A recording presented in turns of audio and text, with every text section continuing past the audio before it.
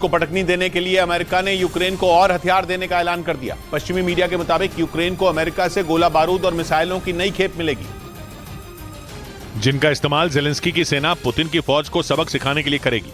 America की तरफ से यूक्रेन को हथियारों की नई खेप देने का यह ऐलान ऐसे वक्त किया गया जब वैगनर ग्रुप ने पुतिन के खिलाफ बगावत का बिगुल बजा दिया। पश्चिमी मीडिया के मुताबिक अमेरिका ने यूक्रेन को $50 करोड़ यानी भारतीय रुपयों में करीब 4000 करोड़ की मदद देने का ऐलान किया, जिसके तहत गोला बारूद, मिसाइलें और बख्तरबंद गाड़ियां यूक्रेन भेजी जाएंगी। मतलब ये कि वैगनर ग्रुप से मिले झटके के तुरंत बाद यूक्रेन और अमेरिका पुतिन को एक और बड़ा झटका देने की तैयारी में है, जिसने पुतिन की टेंशन बढ़ा दी।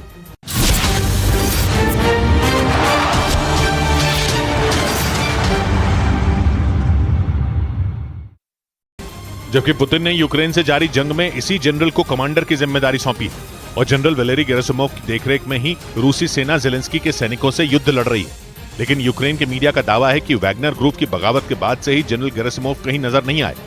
इस बीच खबर यह भी है कि विद्रोह के दौरान येवगेनी प्रिगोजिन ने मांग की थी कि जनरल गेरासिमोव को वैगनर ग्रुप के हवाले कर दिया जाए, जिसके बाद से ही वो लापता हो गए।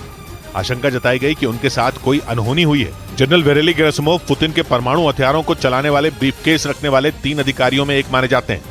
उधर ब्रिटेन के मीडिया ने दावा किया कि बेलारूस में वैगनर ग्रुप के लड़ाकों के पहुंचने से घबराकर पोलैंड ने यूरोपियन यूनियन से मदद की गुहार लगाई। पोलैंड बेलारूस का पड़ोसी देश है और यूक्रेन की मदद करने पर रूस कई बार उसे धमकी भी दे चुका है। लेकिन जैसे ही वैगनर ग्रुप के लड़ाके बेलारूस पहुंचे, पोलैंड की धड़कनें बढ़ गईं। ब्रिटेन की मीडिया के मुताबिक पोलैंड को डर है कि ये लड़ाके कभी भी उस पर हमला कर सकते हैं। इसी वजह से पोलैंड ने यूरोपियन यूनियन से मदद मांगी ताकि वो अपनी सीमाओं की सुरक्षा बढ़ा सके।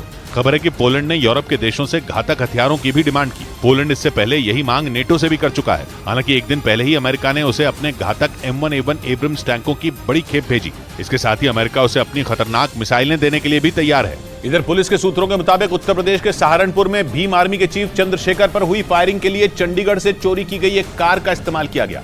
एक रोज पहले सहारनपुर के देवबंद इलाके में चंद्रशेखर पर कुछ कार सवार बदमाशों ने गोली चला दी, जिसमें वो बाल बाल बच गए। हालांकि एक गोली उनकी कमर को छूती हुई निकल गई। सर, स्पीड ब्रेकर के पास गाड़ी यहाँ पर धीमी होती है और तुरंत गोली चलाते हैं और उसके बाद वह फरार हो जाते हैं।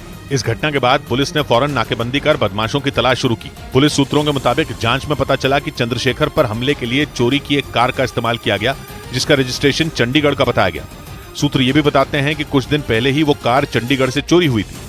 थोड़ा सा आगे चलने में गाड़ी बराबर में आई, डिजायर गाड़ी थी, HR 70 इस तरह से उसका नंबर था। वो चंद्रशेखर पर हमले के आरोप में पुलिस ने 4 लोगों को हिरासत में लिया, जिनसे पूछताछ की जा रही है। इस बीच दिल्ली से पहलवान बजरंग पुनिया और साक्षी मलिक यूपी के सहारनपुर पहुंचे, जहां दोनों ने जिला अस्पताल में भर्ती आजाद समाज पार्टी के अध्यक्ष चंद्रशेखर का हाल जाना।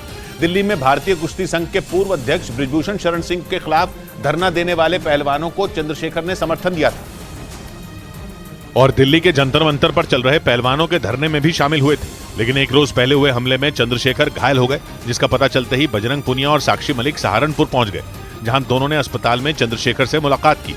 बहन समझ के उनको समर्थन करने के लिए गए हैं और उसके बाद हमला हो रहा तो वो मुझे लगता है बहुत गलत। वहीं साक्षी मलिक ने हमले में शामिल सभी आरोपियों पर कड़ी कार्रवाई की मांग की। बिल्कुल गलत है, दोषियों को सजा मिलनी चाहिए, ऐसा नहीं होना चाहिए। चंद्रशेखर पर हुए हमले की समाजवादी पार्टी के अध्यक्ष अखिलेश यादव और RLD अध्यक्ष जयंत चौधरी ने भी ट्वीट कर निंदा की।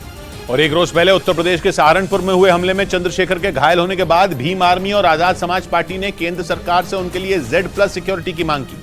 आजाद समाज पार्टी का आरोप है कि पहले भी कई बार चंद्रशेखर पर हमले हुए, लेकिन एक रोज पहले सहारनपुर के देवबंद इलाके में हुए इस हमले ने आजाद समाज पार्टी और भीम आर्मी के कार्यकर्ताओं को गुस्से से भर दिया।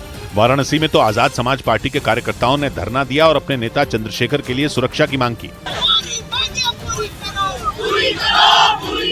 इसी तरह भीम आर्मी ने भी चंद्रशेखर के लिए Z+ सिक्योरिटी की मांग की। Z+ सिक्योरिटी चाहिए और अब सिक्योरिटी चाहिए ही सरकार से। यही नहीं, भीम आर्मी ने आशंका जताई कि दिल्ली में पहलवानों का समर्थन करने की वजह से चंद्रशेखर पर हमला किया गया। इस बीच यूपी की अमेठी पुलिस ने बताया कि भीम आर्मी के मुखिया चंद्रशेखर को हमले से पहले सोशल मीडिया पर जान से मारने की धमकी दी गई थी। पुलिस के मुताबिक उन्हें क्षत्रिय ऑफ अमेठी नाम से बने एक फेसबुक पेज से धमकी दी गई और चंद्रशेखर पर हमला होने के बाद दोबारा भी उसी पेज पर पोस्ट की गई, जिसमें उन पर हुए हमले का जिक्र किया गया और अगली बार फिर से हमले की धमकी दी गई, जिसके बाद यूपी की अमेठी पुलिस ने इस मामले में केस दर्ज कर लिया। टिप्पणी को संज्ञान में लेते हुए अभियोग पंजीकृत कर आवश्यक विधिक कार्रवाई की जा रही है। बताया गया कि भीम आर्मी के मुखिया चंद्रशेखर पर हुए हमले से 4 दिन पहले भी इसी सोशल मीडिया पेज पर उन्हें जान से मारने की धमकी दी गई थी और दूसरी बार देव मन में उन पर हुए हमले के बाद भी इसी पेज पर पोस्ट लिखी गई और उसमें भी